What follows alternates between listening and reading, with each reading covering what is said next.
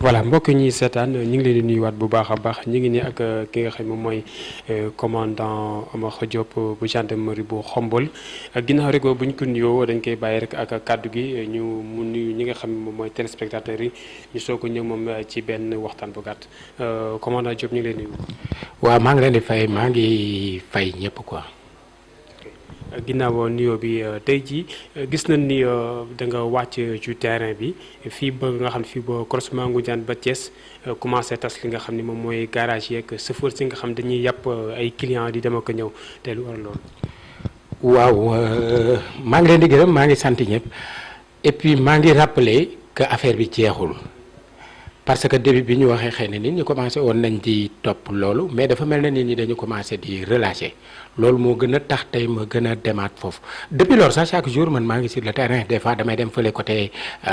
croisement bi avec Bambey sunu frontière foofu wala ma dem frontière avec Tivaouane pour retourner les véhicules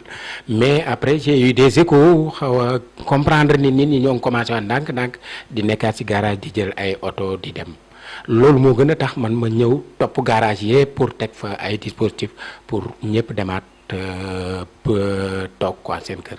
en quelque sorte quoi. waaw gis nañ ne tey chauffeur si bari nañu ak clients yi ñuy va et vient di jël clients yi dem ak ñëw tey yéen ban disposition ngeen jël ba loolu dakk ndax commencé woon nañu taxaw mais dafa amaat yeneen porte yoo xam ne fa commencé génn ci dem beeg dikk bi léegi yéen entre fii ba Bambey ba Thiès yan disposition ngeen jël ba loolu arrêté ndax li nga xam ne moom mooy Covid 19 bi mën a bañ a law. waaw léegi. chauffeurs yi aussi dañu xaw a dëgër bopp en quelque sorte parce que maa ngi jógee si xaw ma rang bi nekk côté Ngas xaw ma je sais pas parce que dañuy contourner léegi xam nañ fi nit ñi di taxaw au lieu ñuy jaar dañuy jaar feneen daal di dem di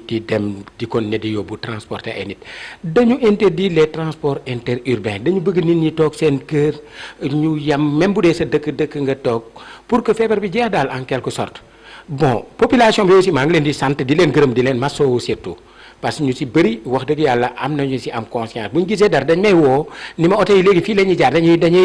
teggi nañu ñoo ngi jaar ci àll mais xam nga doo mën a nekk fépp des fois dañ lay woo côté Mbeewaan ni la ñoo ngi teggi foofu nga dem côté Réfane ñu dem teggi bon xaw ma je sais pas peut-être ñoom dañuy woowante seen biir pour wax mais foo dem boo gisee rek après ñoom dañuy dem jaaraat feneen mais ñoo ngi saluer tout le monde di leen gën a ñaan tamit à chaque fois bu ñu gisee réellement oto yi fi ñuy teggi ñu wooñu comme ni ñuy def noonu ñu wax ñu réellement ñoo ngi leen di gërëm sur ça quoi wax dëgg yàlla nit ñi fu ñu gis ay oto yuy teggi nit ñi wala ñu gis ay rassemblement yi football ay détails vraiment ñoo ngi may woo waaye dafay fekk nag des fois mënoo nekk fépp quoi du fu ne mën nga fa nekk da ngay nekk tuubaatul peut-être mbulaxteen di football bon mais fu si ne rek dinañ fa fexe ba dem fa conscientiser nit ñi mais li gën tamit du pour ay daan wala dara mooy nit ñi comprendre affaire bi toog seen bopp volontairement quoi mais nag bu ñu toogul dinaa di ku ñu jàpp dinaa la déférer finalement on va prendre des mesures de toute façon c'est ça. il faut tey jii lan ngay ñaxal askanu population bi. waa di leen waxaat le plus man vraiment bu ma sañoon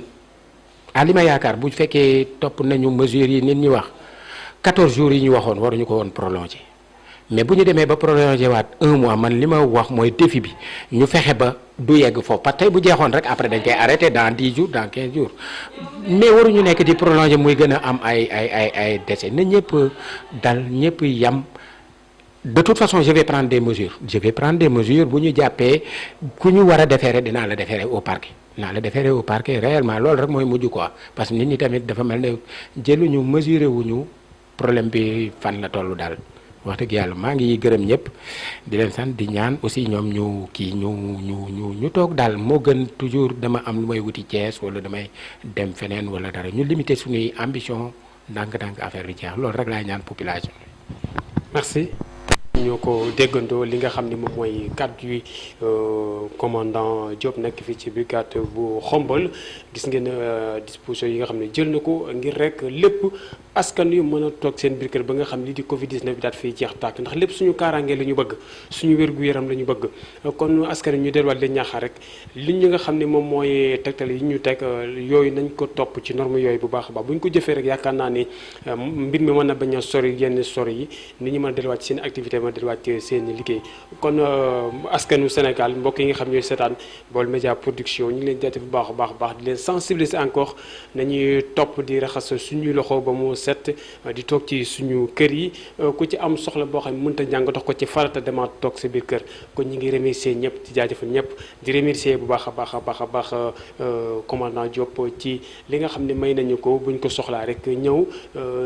ci disposition bu bien bi nga xam ne may nañu ko ñun waa Baol Média Production ñu ngi koy remercier di ko jaajëfal bu baax a baax di remercier yu tamit bu baax a baax kii di Alaaji Mbaye ñi ngi merci beaucoup di wax rek encore une fois nañ toog suñu biir kër yi nañ toog suñu biir kër yi buñ bëggee daal li nga xam ne moom mooy Covid 19 jaa ngeen jëf